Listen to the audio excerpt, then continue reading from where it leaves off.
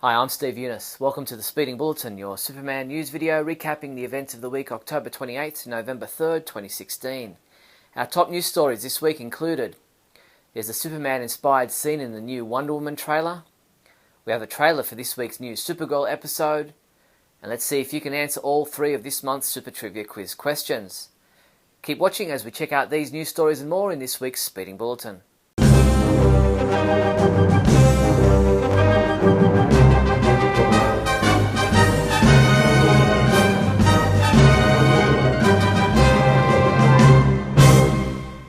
In movie news, Warner Bros. Released a new trailer for the 2017 Wonder Woman movie starring Gal Gadot this week, and Superman fans would have noticed a small sequence that seems somewhat familiar.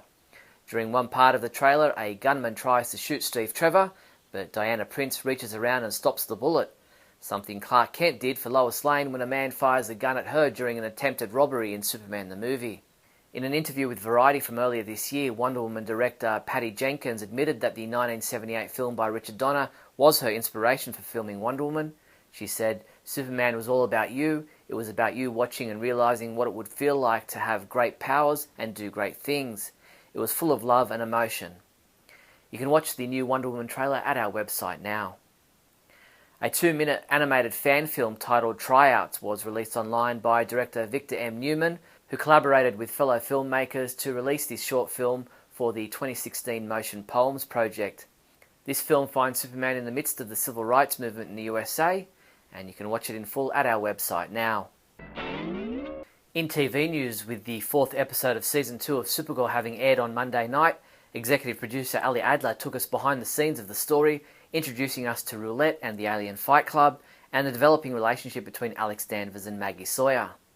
Maggie and Alex come together trying to find the location of the fight club. Well, seems like you two got it handled. Maybe you can go over this with your contacts in the streets? I already made a few calls, but I'll follow up though. Alex is used to excavating clues through DEO and all the technology that comes with that. Got a tip.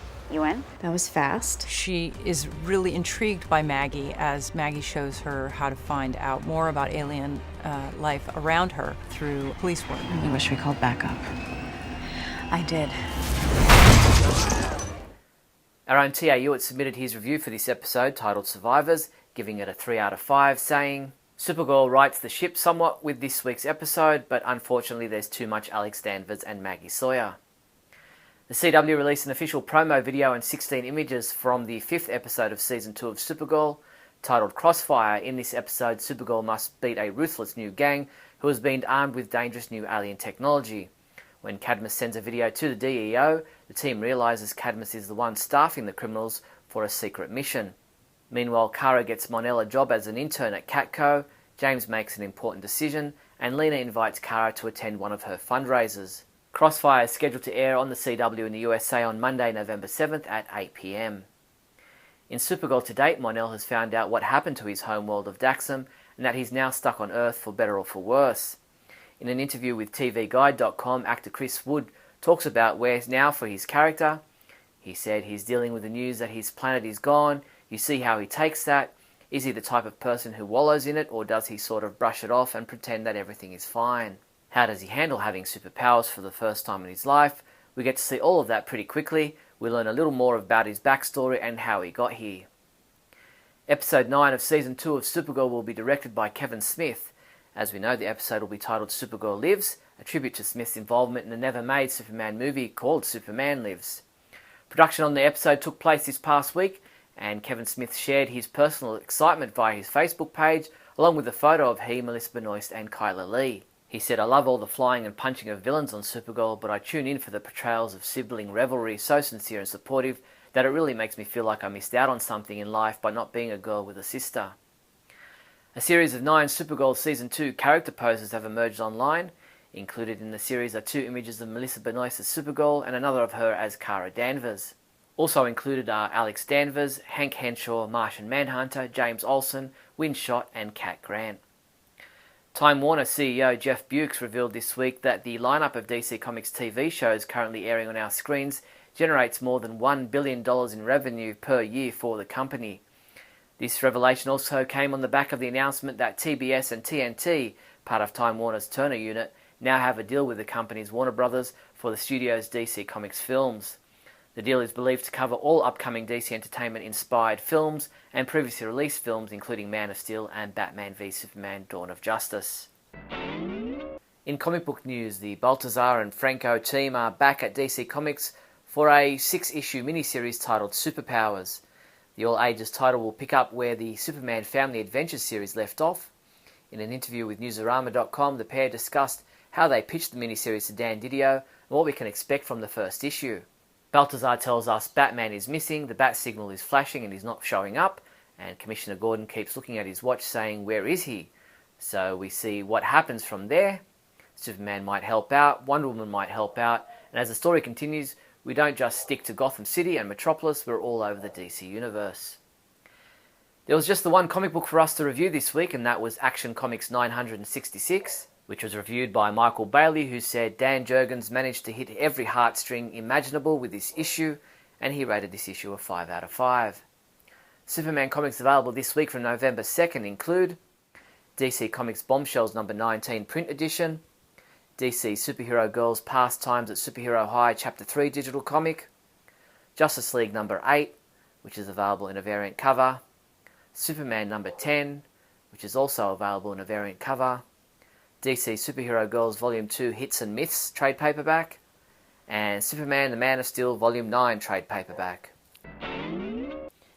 Here are some of the very latest Superman and DC Comics books, trade paperbacks and other publications. Grab Superman the Man of Steel Volume 9 trade paperback by John Byrne for $12.04. Or how about the all-new edition of the DC Comics Encyclopedia for $30.20.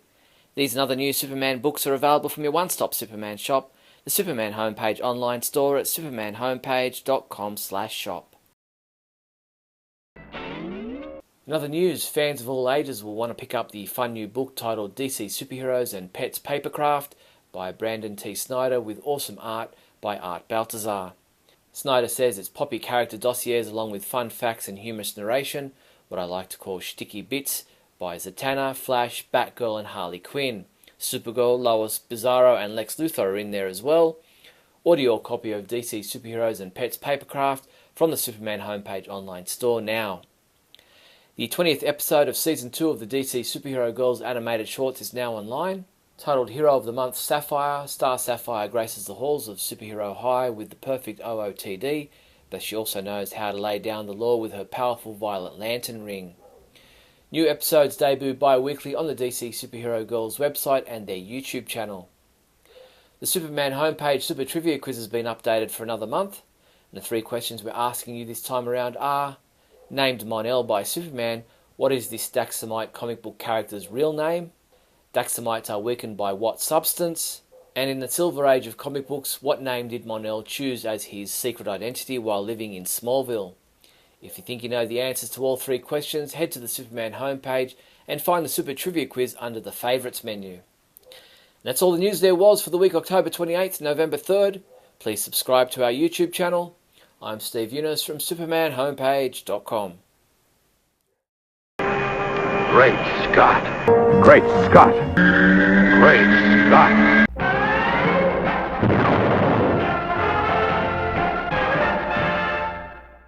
Hello everyone, and welcome to another episode of Great Scott.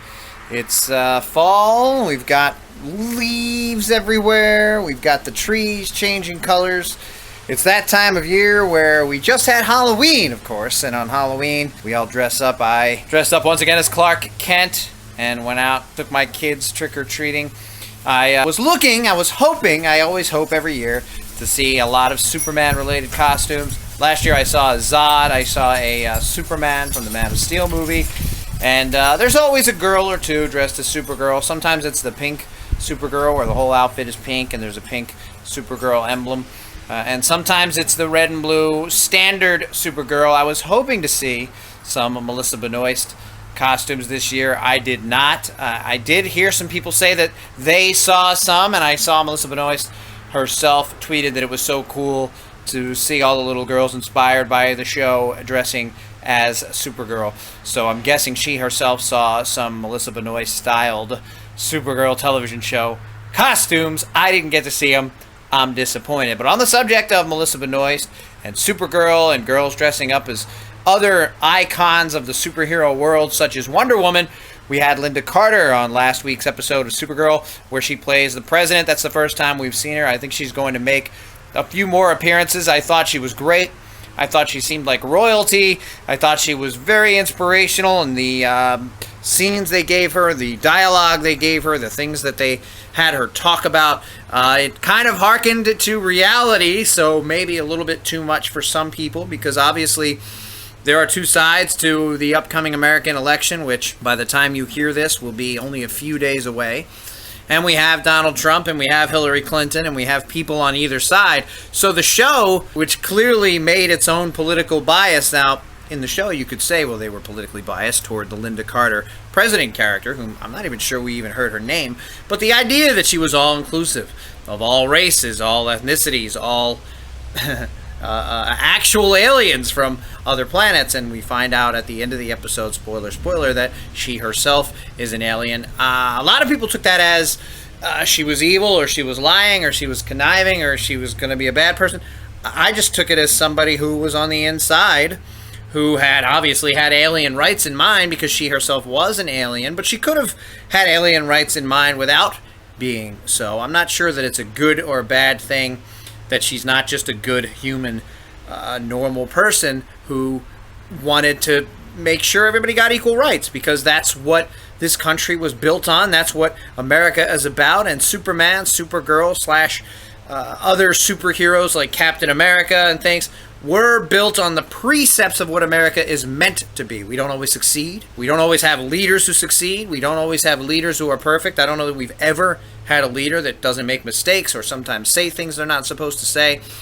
But this president on Supergirl was very inspirational, and Supergirl herself had some very inspirational things to say, and it was interesting because her attitude toward Mon-El was completely the opposite of what Linda Carter's president's character stood for, and completely the opposite of what Supergirl herself, Kara herself, loved about the president and stood for herself, and always has stood for. And it was nice to see her apologize at the end to Mon-El and realize that she had been wrong, and she had been prejudging him based on his race and based on where he came from, when we all know, just like some presidential candidates know, that not everybody from one race or from one place in the world means us harm, and not everybody from one place in the world is good, and not everybody is bad.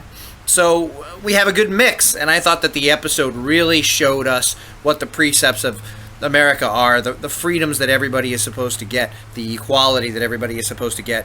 And I love to see that coming from a Superman-themed show. I thought Linda Carter did a great job, and once again, another great episode of Supergirl. Props out to Melissa Benoist, the cast, the writers, and everybody. I thought it was handled really well. And in case you didn't notice, at one point during the episode, Supergirl was a little bit on fire, and she got to do one of these with her hands out, which of course, dizzy. Which of course was an homage to Linda Carter's Wonder Woman character, who would oftentimes spin like that in order to turn into Wonder Woman. Thanks everybody for watching, and remember, always look up in the sky.